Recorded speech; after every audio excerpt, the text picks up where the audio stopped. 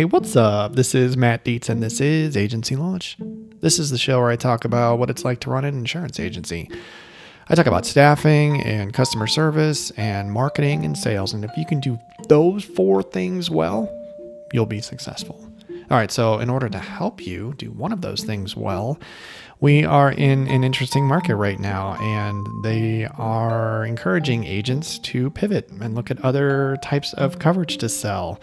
So if you text me 208 213 8809, I have a free resource to help you get your foot in the door to writing commercial insurance. I didn't write commercial for like 2 years. I wish I started sooner, but now I do it really well. So I'm going to tell you what you need to know to get your foot in the door with commercial. So text me commercial to 208 213 8809. All right, on with the show.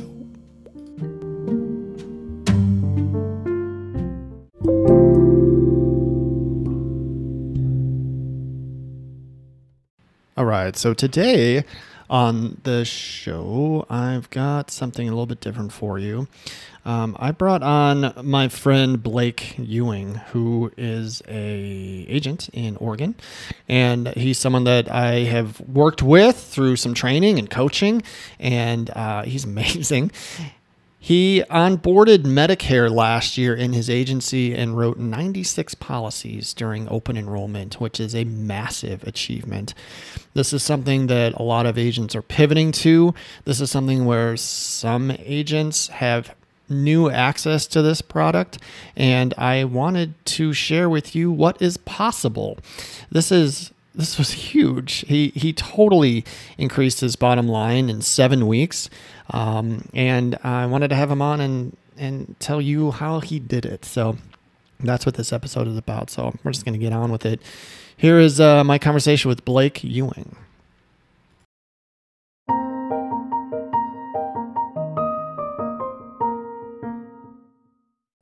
All right. Well, I am joined today with my friend, Blake Ewing. Blake is an agent in Oregon. He acquired a large book in Oregon, potentially the largest book in Oregon, if I remember properly, back in October of 2020. And he's come on because he absolutely crushed it with open enrollment in Medicare.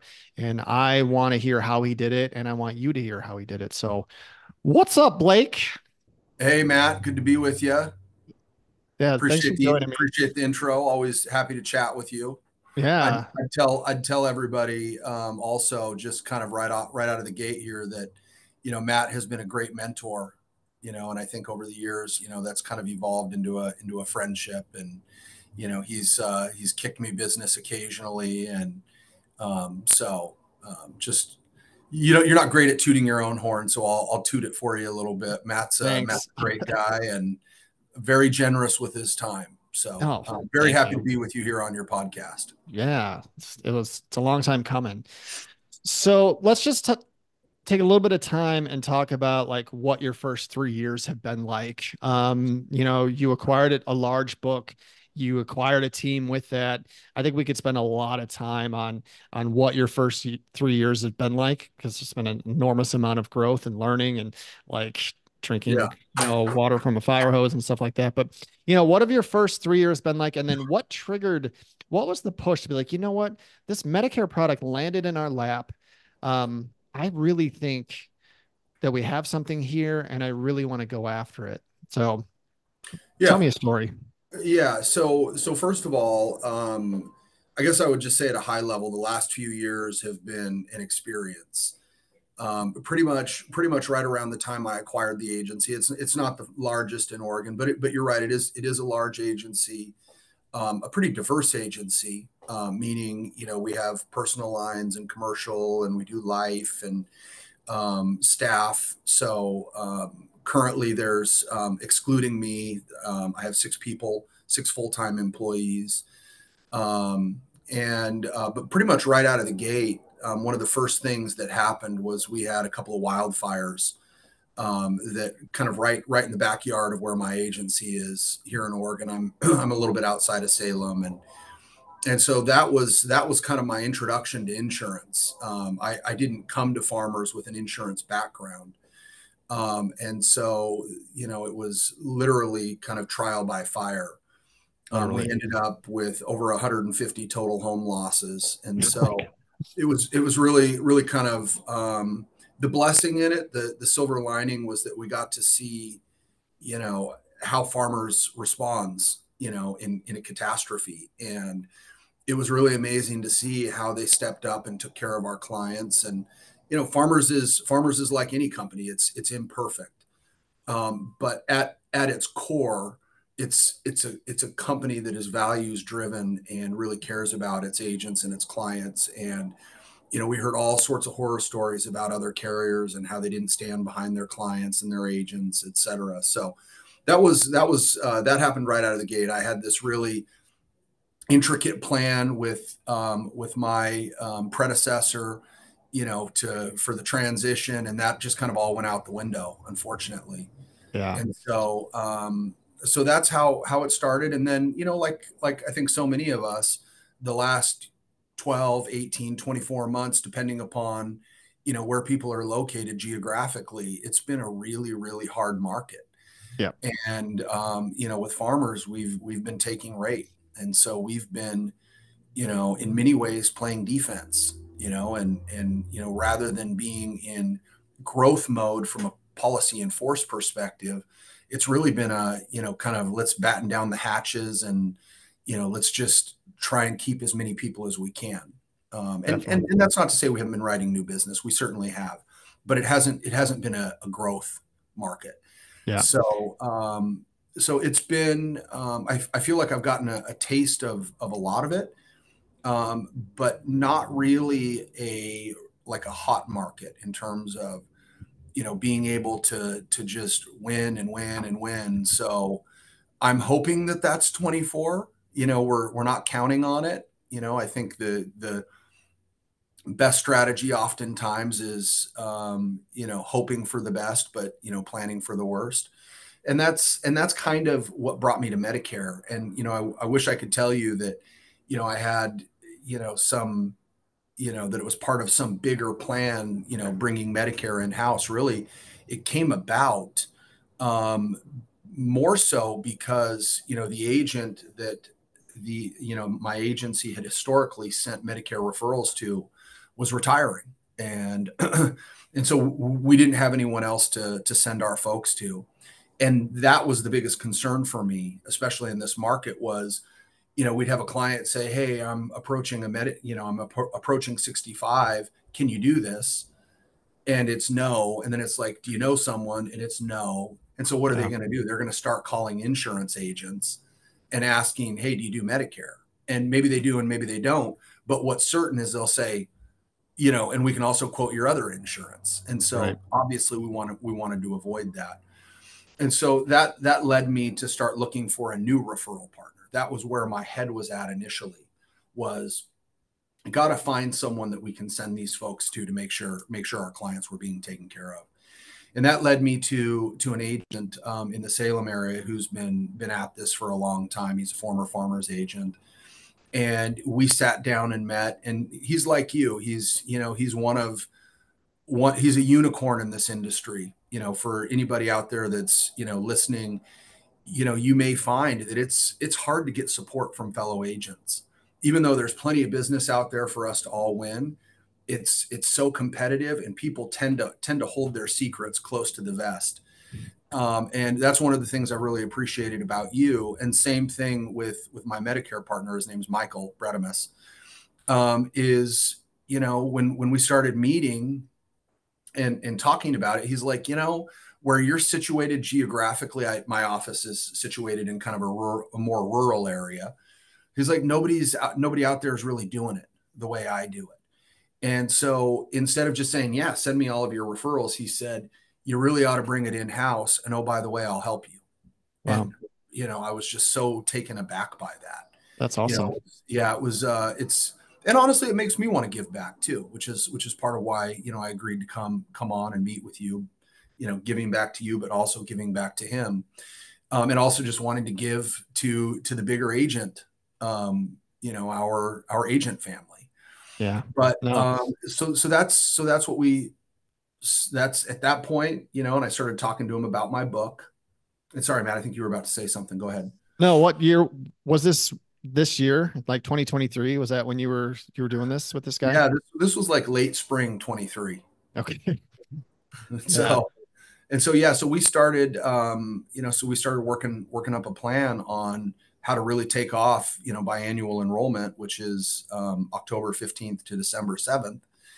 And part of the whole process was me kind of sharing, my book makeup. And we do have an aging book.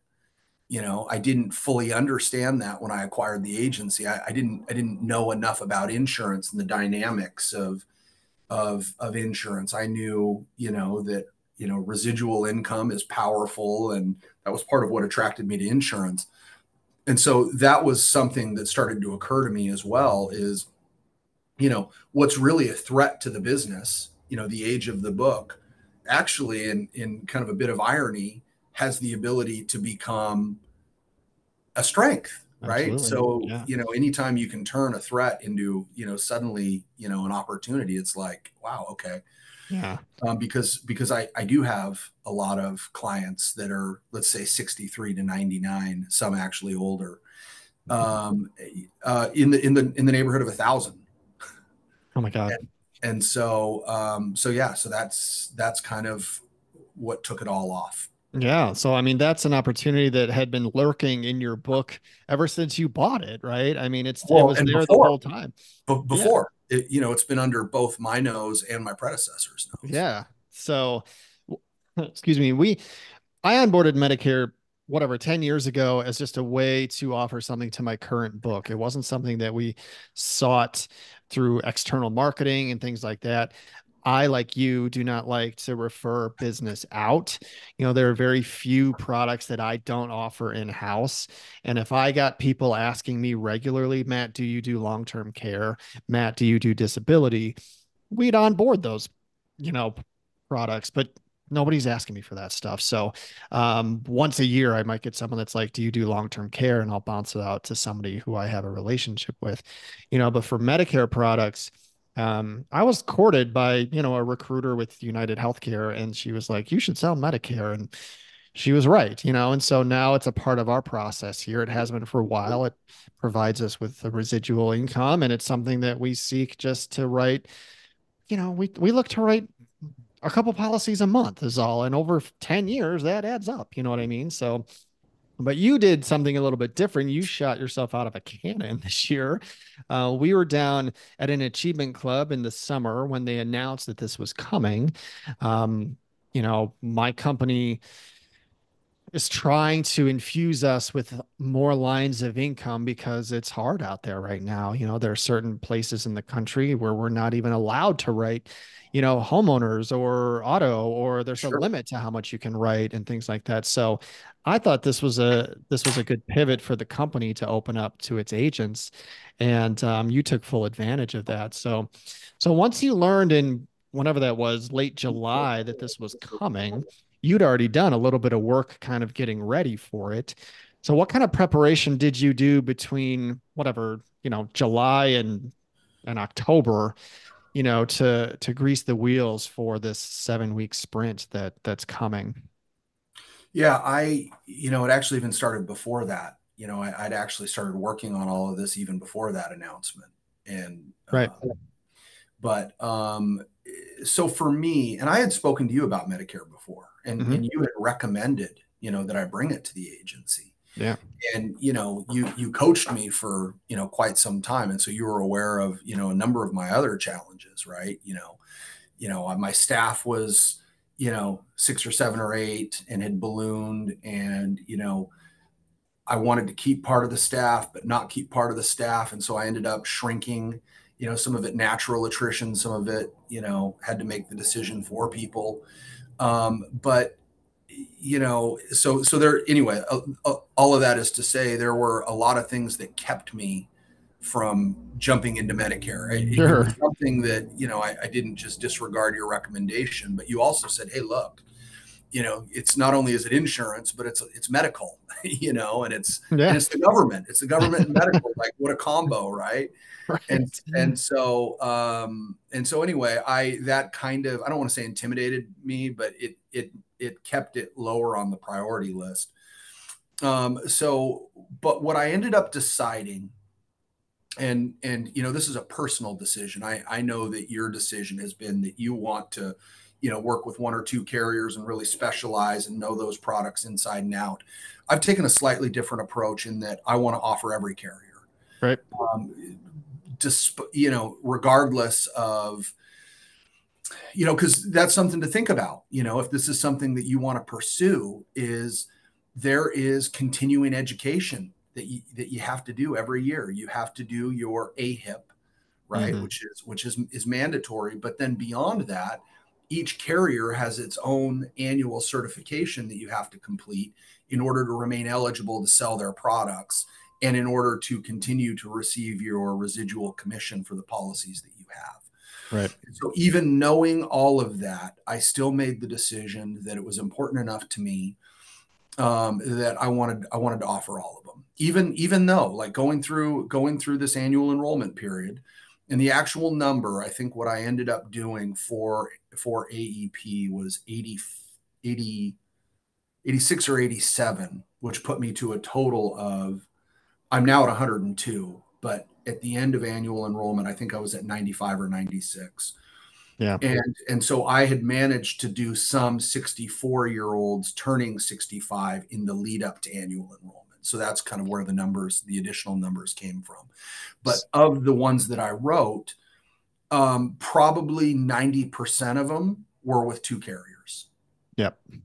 Yeah, and that's kind of where I landed with one. I mean, I Right. write through United Healthcare, and I'm aware of the other carriers in the state, and I look at them, and there are resources out there to look at how all these policies are provided and what their costs are and all of these things. And like United Healthcare is a giant in the industry. Is one of those companies United Healthcare that you wrote your policies through? I'm curious. No. No, interesting. I Yeah, mean, well, I'm appointed with United Healthcare, and I've sure. written probably 10 with United Healthcare. And to your point, I mean, they're the 1,000-pound gorilla in the room. They're a Fortune 5 company, and their network of physicians and hospitals, et cetera, is unrivaled.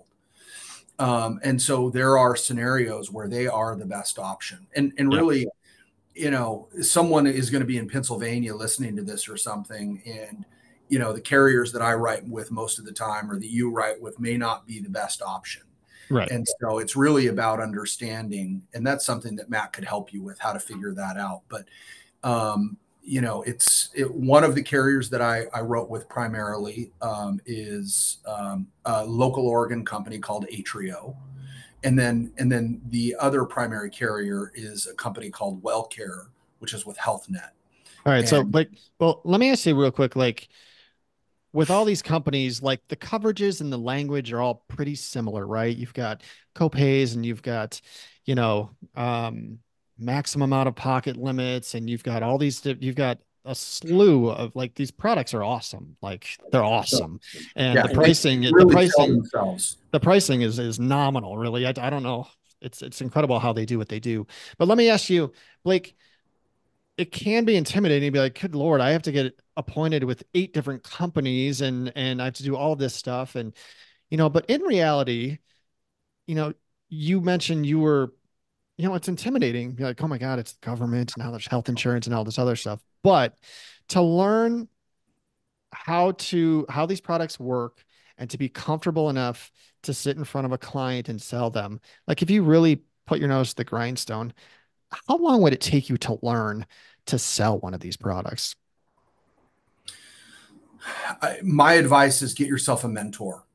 There is Okay. no way that I could have done what I did without Michael. Plain and simple. But how long He did it take him to explain to you like how these policies work? Could he do it in a day, Or was it like three no, but meetings or but it's insurance. You know what I mean? It's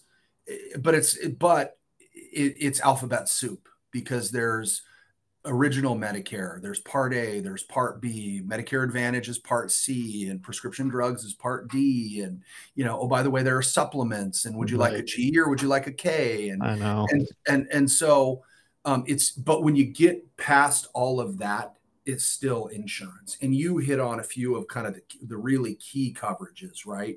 Like if you're looking at a summary of benefits document for a certain plan for a certain plan year, there are certain coverages that are like the equivalent if you're looking at a home policy or a fire policy, that's like the dwelling coverage, which is just Right. kind of the most important part of the whole thing, right? Right.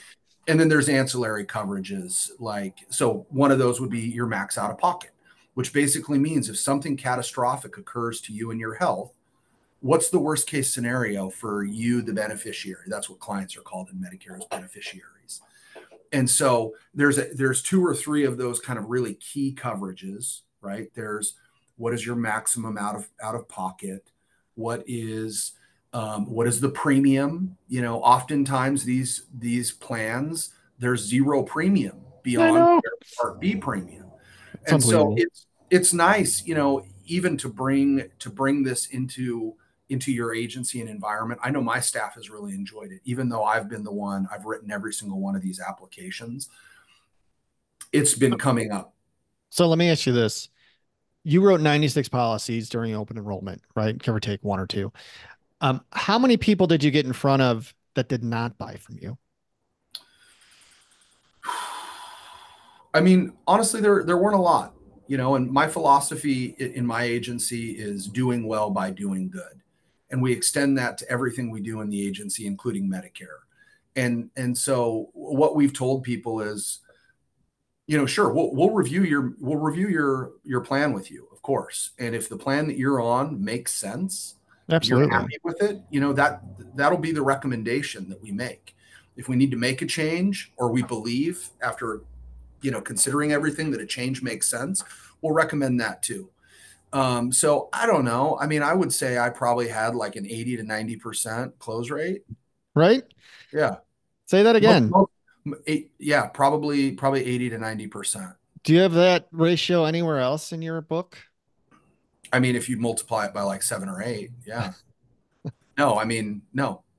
Yeah, it's unbelievable, right? That's what I learned too, is like most of the people that I got in front of with this product, and I only sell one, like my closing ratio is probably 80%. You know, it's these things sell themselves. You know, you absolutely have to have the conversation. You have to teach them on what all of that stuff means. You have to absolutely make sure they're getting into an advantage plan and or a supplement plus a part D and whatever's best for them. I'm very mathematical with the way that I do this, you know, and we won't get into the nuts and bolts of that. But, you know, once you learn this product, you've learned it, right? And now you've got this skill that you can deploy for the rest of your career. You know, you can build up a pretty big book. So my question to you, and what everybody's going to want to know is like, you know, how did you talk to over 100 people, you know, in 7 weeks? What was your what were your systems? How did you do it? It's a lot of people. You talk to, I mean, honestly, that's probably, what is that? 15 people. Let's just do the math. That's about 15 people a week on average. That's like three a day if you want to run the numbers, right?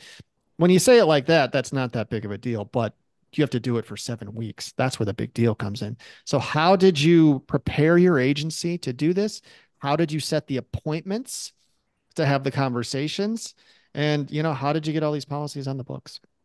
Yeah, good question. So once we made the decision to do this, well, let me back up a little bit. First of all, what I would say is if you're an agent that if you have an agency and you have a book of clients already or a book of business, you inherently have an advantage in terms of marketing to Medicare. There It's are a there are huge rules advantage. there are rules and restrictions around how companies and agents can market to Medicare And it's very clients. restrictive. It's it's It's it's it's very restrictive. it's very similar to the financial services uh, arm of your company. If you do financial services, there are very strict rules, and this is as strict, if not more strict, you know, than that. It's so yeah, we have a leg up, you know, because we have clients that. So sorry, continue. Yeah, no. So what I was going to say is, and that was kind of the aha that I had when I was gearing up to do this, when I was meeting with Michael, was he was like, you're sitting on a pile of gold. And I was Right. like, okay, that sounds like hyperbole to me. But as it turns out, I mean, this isn't like a get rich quick scheme, but one of the two main carriers that I wrote with, I did just get, my lump sum commission from them, and it was for 29 policies, and a good chunk of them were new to CMS, so they were first time on Medicare Advantage plans, or they were 64 turning 65. So in that first year, the commission is double, and it was much larger than I was expecting, and it was really motivating and inspiring, honestly. But Can you um, tell me what the number was? it was just shy of $13,000. Yeah, that's awesome. And so think about that. Like, how much personal lines insurance do you have to make $13,000 in Right? commission? How many auto policies is $13,000, worth of commission? Using 10% commission, it's about $130,000 in premium, right? Right. I You got to write mean, 130 autos, and that might even be conservative depending on where you are in the country, right? and So, but you're right. Like, that whole period was that I now know what it must be like to a degree to be a tax accountant. Those of us who know, like CPAs or tax accountants, like, you catch them in season and they're haggard, and they haven't right. showered in a couple of days. But so anyway, going back to the question about the systems. So if you already have a book of business and you have clients that are approaching 65, or they're of a Medicare age, you have a leg up because you can market to them. You have to be a little careful about how you market to them. But like, if someone is in your agency and you're doing a review, let's say you're reviewing their policies and their coverages, and you want to update them on what's going on in your agency, that you've started offering Medicare, or reminding them of all of the other types of insurance that you offer. Another agent down the road cannot talk to your agent that or to your client the same way that you can about Medicare. Right. So what we did is we put signage up in the office just saying, now offering Medicare. When clients would come in, we would pivot, right, to let them know, hey, it looks like it's been a while since we looked at your life insurance policy. Do we need to update the beneficiary? I looked over this. Would you like to review the rest of your insurance? By the way, we're now doing Medicare, and we're offering complimentary reviews. Same thing to set reviews, right? We would call people, our renewal lists, like we do anyway. That is a huge emphasis in my agency, is just being proactive. They hear from us Mhm. relatively often. So it was really pretty natural. And then what we found through all of this, Matt, was that this is a group of people that are neglected. Many of them have been on the same plan for 6, 7, 8, 10 years. And there's an interesting dynamic in the Medicare Advantage world where instead of instead of beneficiaries getting less and paying more, like what's happening really everywhere else in the world, Right. Including health there's a insurance. real there's a real arms race occurring in the Medicare Advantage world where um, carriers are offering more for less. It Right. used to be 5 or 10 years ago, if you were on a zero premium plan, it was an HMO. Now we have several options for PPOs, and for those of you that are lay to this and don't understand, PPO generally to a broker is going to be superior to an HMO, all things being equal, because they have in network and out of network coverage. So Right. anyway, but over the counter benefits, we're seeing increases. Dental coverage, we're seeing increases. It's really occurring everywhere. And so, just people saying, well, gosh, I don't even know who my agent is. I think I just called United Healthcare, or I think I just called, Regents or Blue Cross Blue Shield. And it was like, well, when was the last time someone took a look at this for you? I don't think anyone ever has. Yeah. Can you help me with this? And so what we found is that we had a client base that was really in need of help. And almost without exception, there were a handful of instances where where there wasn't anything that we could do, or there wasn't a recommendation that we could make. But by and large, as people were coming in, we were finding that there were other plans that were better suited to them. And when I say better suited, what I mean is things that can affect their pricing are what medications are they on? Right. Is their doctor in network with that particular carrier? Some of our clients, as they get older, they have several doctors, right? They might Mm. have a cardiologist, and maybe at one point, they had an oncologist and they still have to go do checkups with them occasionally. And so it can be, that's where it can get a little complex sometimes, is, you're entering in, you know, we met with one client who had 29 prescriptions. Oh my God. And so, But Blake, there are these tools, right? On all these companies probably have websites, and you can.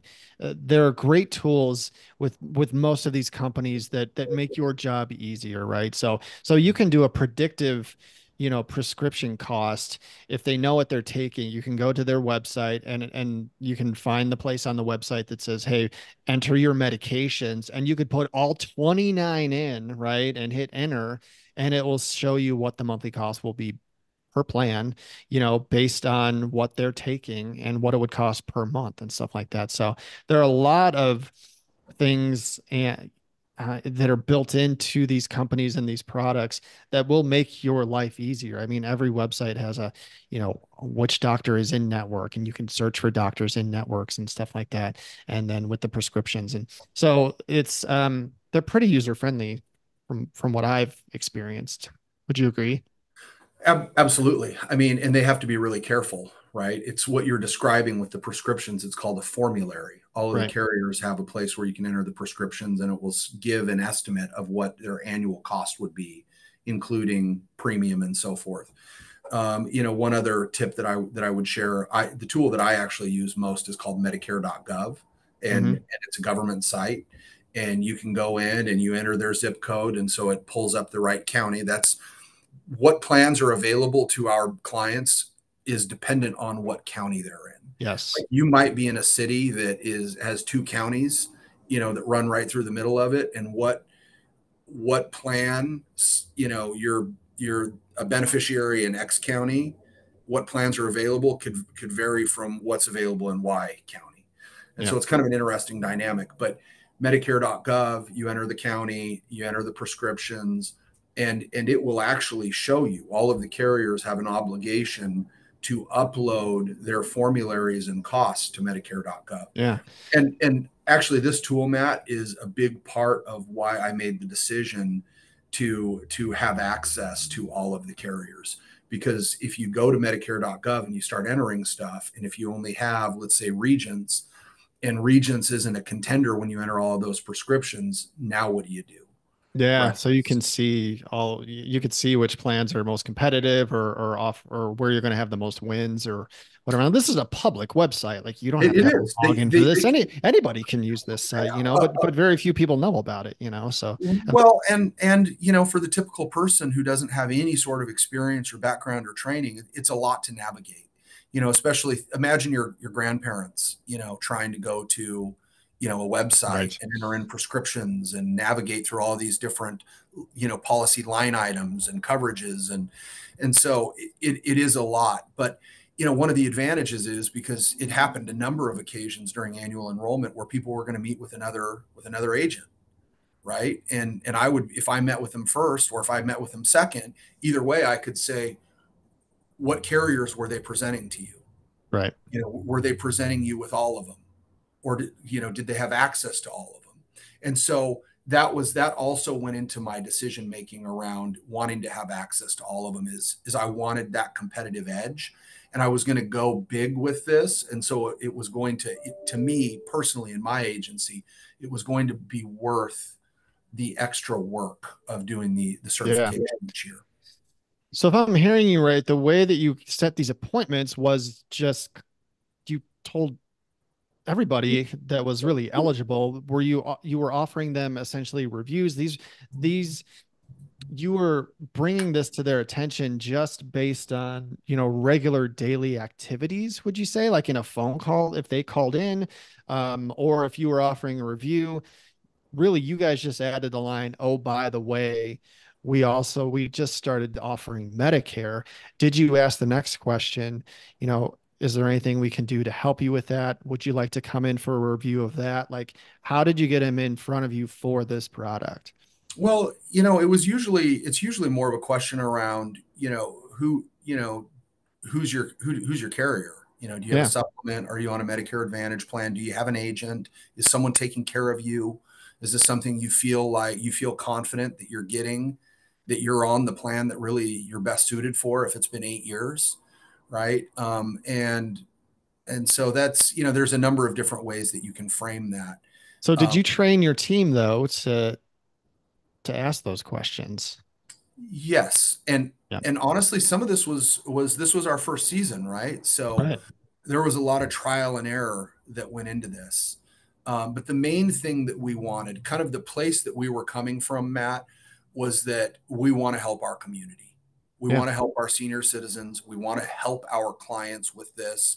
And as we discovered, as I was having these meetings in our morning huddles, I was sharing with the team ahas that we were having Right. or experiences that we were having. Like, for example, one woman I met with, she was on original Medicare and she didn't even know there was such a thing as a Medicare Advantage plan. Wow. So she'd been without vision and dental and hearing and all these things that she could have had for no additional cost. And she's on a fixed income, and she hadn't gotten new glasses. She was in her late 70s. She hadn't gotten new glasses in like 8 years because she couldn't afford them, and she got emotional and started crying in the meeting because of how much this was going to help her. And so being able to take that back to the team and share that story and let them know that this is the sort of thing that we're uncovering. And there were a lot of instances, not a lot, but a handful of instances where, like I said, they were on the right plan. And it was like, Yeah. look, and that lends credibility, right? Because that's what we want. Word that we want getting out is that, yeah, I went in and met with Blake, and he looked at my policy, and he told me that I was good. Yeah. That if my agent's taking care of me, then you ought to keep with them because they're doing their job. Absolutely. And so I'm not trying to steal people's clients or step on toes, but you know what? If an agent isn't calling their client for years and they're not checking in with them and they're not making sure that they're on the plan that best suits them, they may lose a client. Yeah. And the other thing I would say is this is an industry that's pretty easy to stand out. I hesitate to use the language, but I would say that a lot of the agents that work in the Medicare industry aren't hard charging. Maybe that's a good way to put it, right? This is the sort of thing, and there's very little service work, and that's attractive. And it's Absolutely. attractive to me, right? I'm a business owner, and we have things to consider like costs and the bottom line, et cetera. Um, but you don't have to do a lot to stand out, right? Like, so we wrote all of these applications, and I told them in the meetings, we will check in with you at the beginning of the year to make sure you got your cards, to make sure that you're good with your doctor, to make sure you know how to use your over the counter card. And so my wife, who works in the agency, she's been making all of those calls. Huh. We've gone through all of them. She's gone through all of them at this point. It took less than 4 days. And basically now we're done until annual enrollment next year, where That's we'll so call smart. and on the front end, maybe a month prior, and say, how's everything been going? We may even do a mid-year check-in, right? And just say, how's everything going? Has something changed with your health?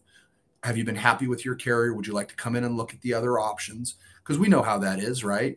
Yeah. 9 out of 10 people are going to say, I'm happy, Yep. right? But what you did is you just offered, which is they're going to give you as much credit for in their mind as if you'd actually done the review. You're the 100%. one who taught me that. Right. That dynamic with offering the reviews versus doing it. Yeah.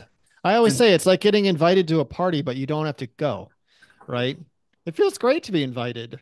yeah, Someone was thinking of you, yeah, and with this population, Blake, you mentioned it before, it might mean a little bit more. Some of these people are dealing with loneliness and, their circle of friends have shrunk. There have been people that have died, it can be tough for this population, and for you to offer a warm smile or a reach out or whatever is, it might mean a little bit more to this population. So I think that's really smart.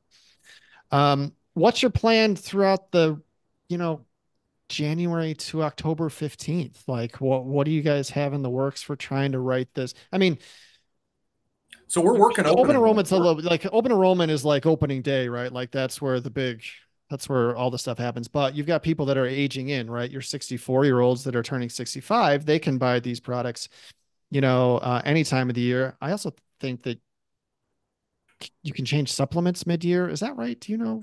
Is that So yeah, and this is where Medicare becomes really complicated, and these folks, they get absolutely inundated with literature, with phone calls. A lot of it, I just tell them whatever you get, bring it in. We'll look yeah, at and it, it's all and written in it's this deceptive. horrible legalese too. It's just like it's Well, unreadable. and a lot of it is designed to look like it's coming from the government. Right. And so it's intentionally deceptive, which is really Yeah. frustrating to me, right? Right. Because these are folks. Another thing to remember is this is an earned benefit. We pay into this thing, throughout a lifetime to get these benefits. So I Right. remind our clients of that this is not a handout, because this is a proud group of people, right? This is not a handout. You've earned this, and we're going to help you get every penny we can out of the carriers and out of the government. And most of them love that. They're like, absolutely. And then when they see, oh wow, I can have dental, or wow, this vision benefit is really great, or holy smokes, I can use this over the counter benefit, not just for vitamins and supplements, but also to pay for my dental and my vision and my hearing.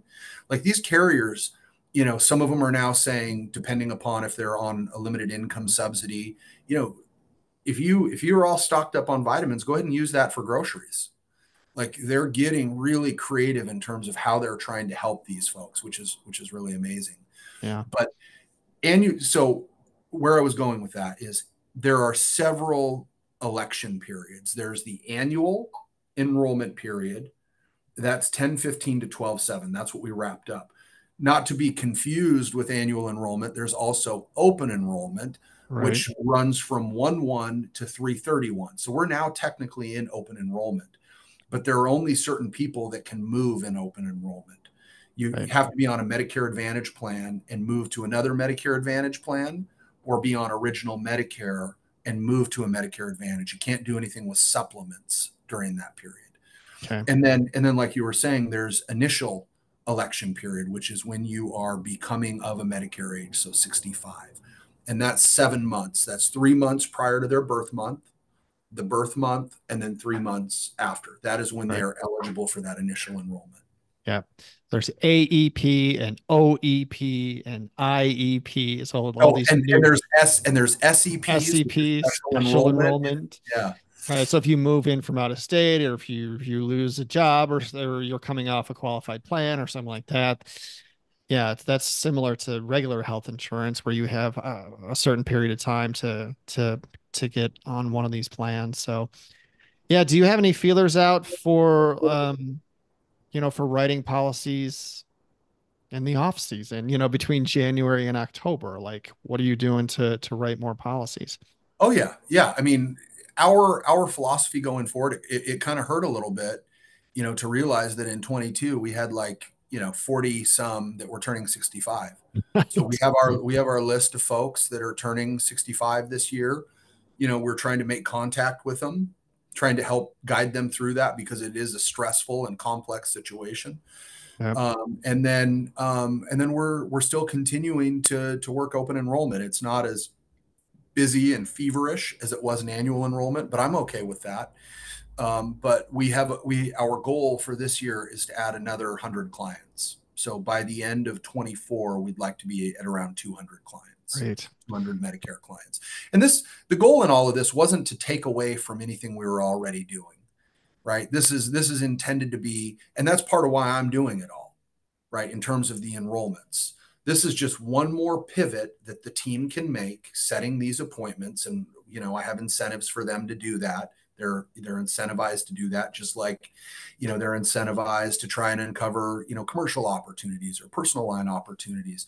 This was intended to be kind of a side hustle, but what it's turning out to be, because, 100 clients rounding, if just using the lower commission, it's about $30,000 a year in commission. Yeah.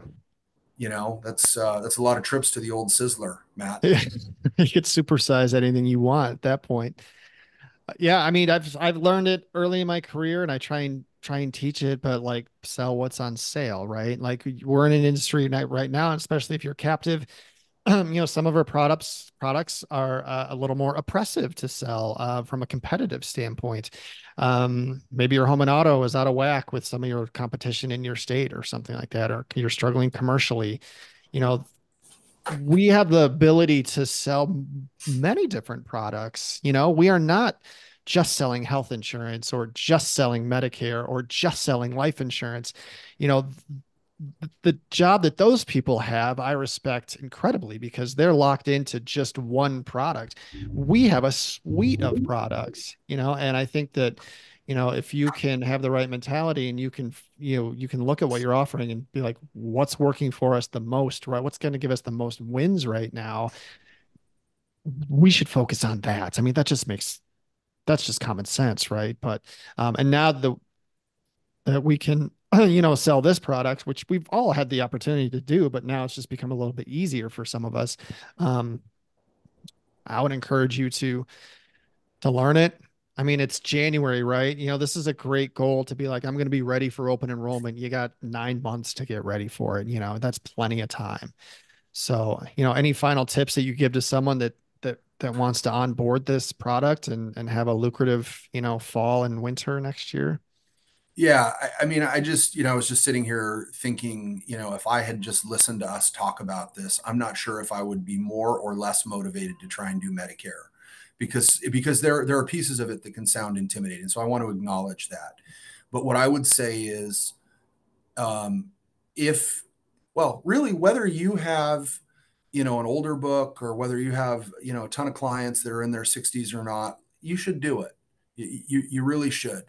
And I think the best approach to that is find a mentor. The way Medicare is built, it's almost like a multi-level marketing.